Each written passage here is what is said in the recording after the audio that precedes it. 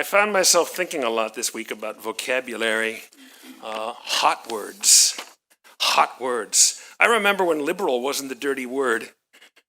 That's how old I am. As it happens, the term that interested me was an anecdote. One of our presidents a few years back mentioned to me that I made reference from the pulpit to this being a progressive congregation. And a couple sitting in front of the president turned and one said to the other, "Well, I guess we don't belong here." Well, I was referring to the fact that you meet for services Friday night as opposed to Saturday morning, that you're using the Reformed prayer book, have a woman as a cantor, half the service is done in English, and that several of the prayers that are modified are tweaked to reflect the perspective of what in Europe 150 years ago was called Reform Judaism, and depending on which nation in Europe you have today is either liberal, reform, or progressive. In the UK, liberal and reform means something different. That's how hot and crazy language is. Yeah, ours is a progressive synagogue. We're not speaking about people's politics. That if you wear a red cap, you somehow don't belong here. That's not what we mean. That's how dangerous and frightening and fraught language is. So that got me thinking. I do some of my best studying and sermon writing driving home from Marco Island after Shabbat. Because there's a program at NPR that's on weekly called Code Switching. Code switching. Now, this is an intriguing term to be aware of. Code switching is a term that's used informally in social science. In the urban vocabulary, it has its own unique significance to the Black community. What it signifies is changing your verbal behavior. I mean, if you're hanging out with your fraternity buddies, drinking beer on a Friday night, and your boss walks in from work, you go from being hail fellow, well met, and using salty language, "Well, hello, Mr. Prescott, how lovely to see you." We switched from formal to informal vocabulary based on the setting. There's the timbre of the voice. Those who remember the Mary Tyler Moore Show, what I call the Ted Baxter syndrome. And it can be about my switching from I drive up to the drive-through window at the pharmacy. "Hi, you have a pickup for Mark Gross? Here's the date of birth." But when I'm inside, I say to them at the vocabulary, at the cabinet, at the counter, the pickup counter at the pharmacy, "You have 2 for me to pick up today." I'm down half an octave. And this is code switching, changing timbre, both directions, for women looking to sound more feminine, as well as men trying to sound more macho.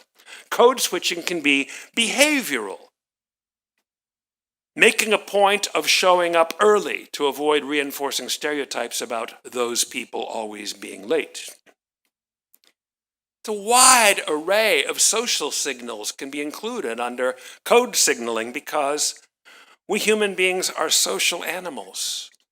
We like to fit in. We like to be popular. We like to be accepted, to be successful, to be liked. Or frankly, we want not to be disliked. One journalist I was reading from this week says, "Many Black people, and especially women, are forced to play a role, constantly adapting to the expectations of a society that wasn't built for us." Well, we Jews can relate to fitting into a society that wasn't built for us. My nephew's community has it hard to hide because they're from and the payas come down to here, and they got the beard out to there, and they've got the tzitzit dangling out, and they tend to stay largely in their own community. When they network with other people, they speak English. We don't speak Yiddish in public or drop the Yiddish vocabulary, even if we don't speak Yiddish, but drop a salt here or there. You walk around bareheaded for a change. Carol has been very fearful for most of my time in the field, that running around, which I used to do full-time with the yarmulke, now that I'm only in a part-time pulpit, since I'm running around the house most of the time, I'm not necessarily covered. But since yarmulkes tend to be crocheted in concentric circles, they have a disturbing resemblance to pistol targets. Take off the yarmulke when you're going out, or when you're touring in Europe. Take the Magen David necklace and drop it inside the blouse. These are all examples of code switching, looking not to be a target.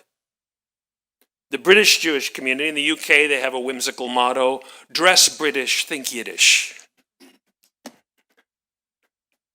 For what it's worth, Jewish clothes are the same as everyone else wears.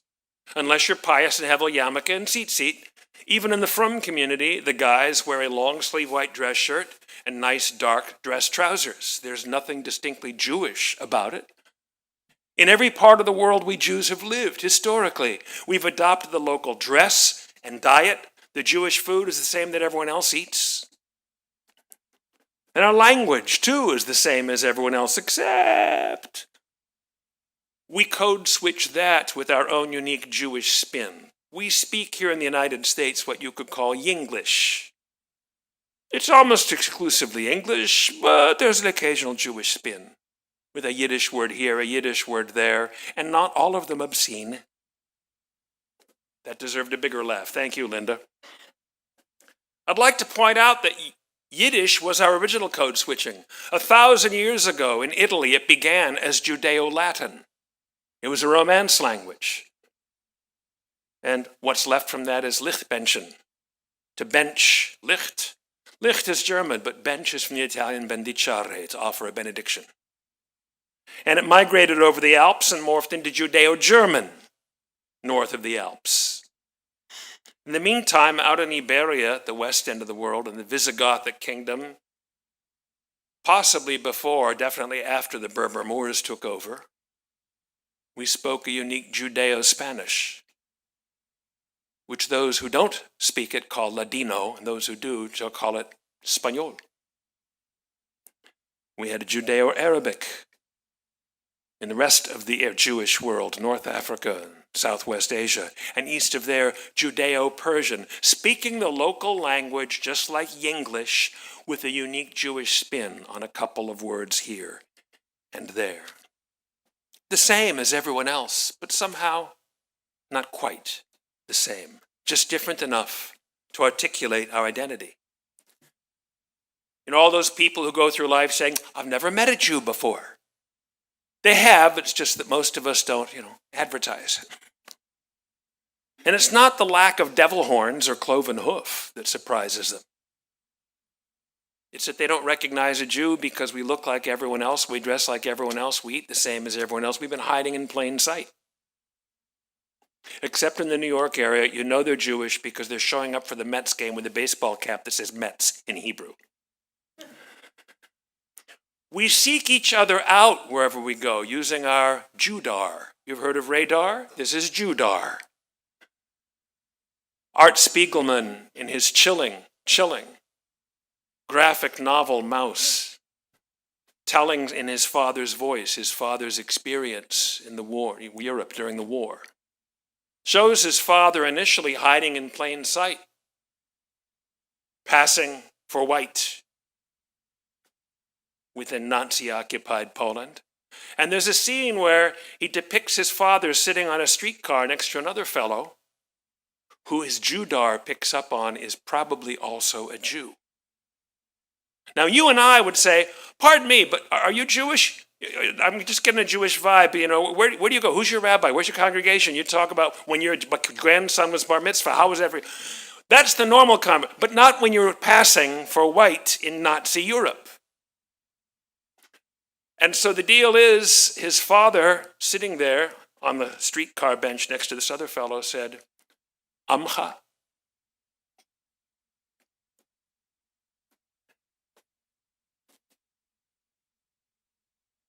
This is an allusion to King David in the Bible, proclaiming in a public ceremony, like you do, talking to the bar mitzvah kid, but you're really talking to everyone else and they're eavesdropping. Speaking to God in the sight of the community, he says, Umi ka'amcha Yisrael. And who is like your people, Israel? Goy echad ba'aretz, a nation unique in all the earth. Amcha is the shorthand. Amcha is the secret code. And sitting on a streetcar, if you ever happen to be in Nazi-occupied Poland, and you sense through your Judar that the person next to you is Jewish, at least back in those days when people knew Jewish content, you could say, Amcha. And if he wasn't, he'd just assume you were clearing your throat. But if he was, he'd get the signal. Secret reassurance that even in these hardest of times where we can't open up and talk about it, we are both one of us.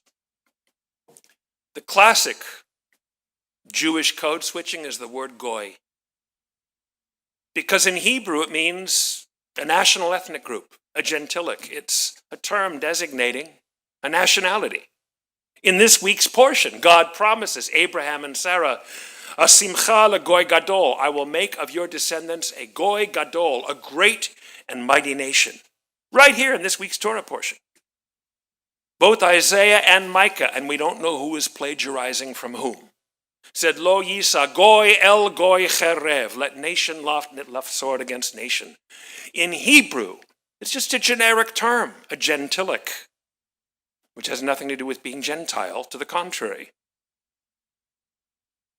That is a Franco-English word that means belonging to a nation. But in Yiddish, this neutral term of sociology changes from being a national group to some nation other than our own. It is a code-switching vocabulary of us and them, with no judgment or editorialism inherent. There's Jewish and there's Goyish. I had my youth group, junior high youth group, years ago off for a retreat weekend, and my then fiance wasn't available, so I took the high school youth group advisor with me to be the female counterpart, so we had enough adults to kid ratio and females responsible. So we're sitting there, first get up there, we get established, sit down, have our dinner, Friday night dinner, and they bring out this roast beef and gravy and potatoes and vegetables. Well, I put a slab of bread, rye bread, on my plate, covered it with roast beef, covered it with gravy, and kept handing it on along. The high school youth group director looks over at me and says, Mark, that is so Goyish. Knowing that there is not a Jew I've ever met that didn't ask, and this is Carol's thing, 6 weeks before Rosh Hashanah or Passover, they're already nervously asking each other, how are you cooking your brisket? Considering you can't have Jewish life without sliced roast beef, how does it suddenly end up being Goyish? This is something that I've never figured out. But I will tell you that early in my tenure in this community, as I was getting to know all the neighbors and had recently arrived in the pulpit, I would speak from the pulpit on occasion, trying to do centripetal force, pulling the community in, referring to here in our safe circle of being us, that which is Jewish and that which something being Goyish.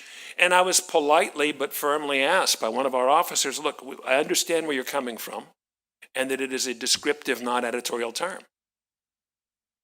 But between the fact that some of our congregants are married to people who aren't Jewish, who are very fond of the community and know that they're valued as part of the temple family, and also just as an expression of Jewish ethics, we don't want to do anything that sounds divisive, which is a fair, valid, and important point. Because here's the thing about Goyish.